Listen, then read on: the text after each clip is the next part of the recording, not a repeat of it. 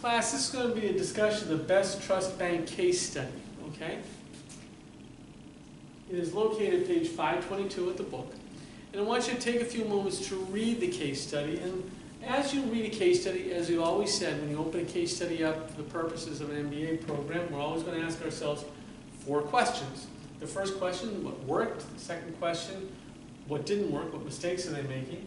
The next question, what changes would you suggest they do? Should they do? And the fourth question, what would you suggest the company not do? Okay, so 4 very important questions. And one more that I'm going to give you now, because in the next series of these lectures, we're going to look at what are the important facts to this case. Okay? So take a few minutes, read the case study, stop this lecture right now, and then come back and we'll discuss what you might see as the important facts in a few seconds.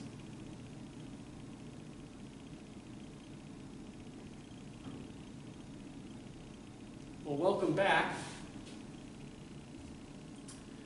First off, look at the bank case study. And the first thing you want to look at is what's working in this. Well, you know, we have a bank that is communicating with folks, seems to be doing good that way. They seem to be having a problem in that the level or the type of communication is not as effective, especially the written word, is not that good. They are instituting techniques to make sure that communication gets out, and they're looking, all the departments, including HR and et cetera, are looking at ways of getting information back in. So they're doing some good things. And then you say to yourself, well, what shouldn't they do? What should they stop doing? Well, it seems that one of the things they might want to stop doing is this idea that they maybe let people loaf, that they don't force people to learn how to do things. Okay? So, or they may want to change or stop what they're doing in terms of their methods of communication, because they might not be the most effective methods at this point in time.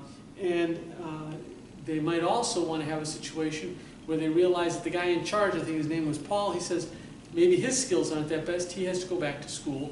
He should stop what he's doing until he knows how to more effectively communicate. That's a very important thing. Sometimes the communicator has to go back to school. But the real focus I want to give you here is the idea that even with one fact pattern, this is a very brief fact pattern, that depending on what you're looking at when you're writing your response to a case study, there can be different foci for the facts. For example, let's say you're talking about methods. I think when I looked at this, they said he goes through the internet, he has information that he gives out at interviews, he has blogs, things like that. So they have methods that they are communicating. Okay, so if their method of communication was broken, what you would be focusing on, what are the methods they're using and why aren't they working well? How about effectiveness? Right? Where are they having problems? Well, here, the key fact here would be the fact that people have strong analytical and customer service skills, but they stumble in trying to write up reports and emails. So they have verbal skill issues, okay? And now, improvement, what needs to be improved and how? Well, we said one. Maybe Paul has to go back to school, maybe they need programs to help people write things, etc. But realize this, if you were going to answer one of these 3, you don't have to give the facts on the other 2, because they're irrelevant. If the issue is about methods, right, whether or not the methods are the correct methods, then you're going to talk about how they're communicating, right, and whether those methods are effective, period. Because if they're not effective, then they should be changed. If they are effective, then you're going to keep them. If you're looking at effectiveness, right, then you might look at the method, right, and how the people are having problems, or you might sit there and say, you know what, the effectiveness is low and this is how it improves them, okay? But you don't necessarily have to talk about all 3.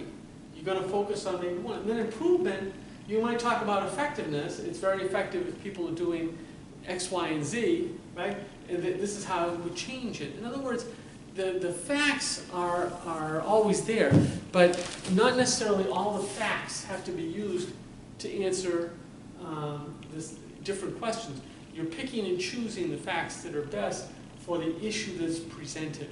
And that's why when I started out, and I'm going to discuss this a little later, the idea that the issue that you're starting with, where are you focused, is the linchpin, because that tells you about what you're going to use for facts as well as what you're going to do in your analysis. Okay? So that's what I want you to take away from this Best Trust Bank case study, is the idea that different questions are going to require different facts. and you present the facts that are pertinent to the question. Not all the facts are pertinent. Okay? See you soon in the next case study.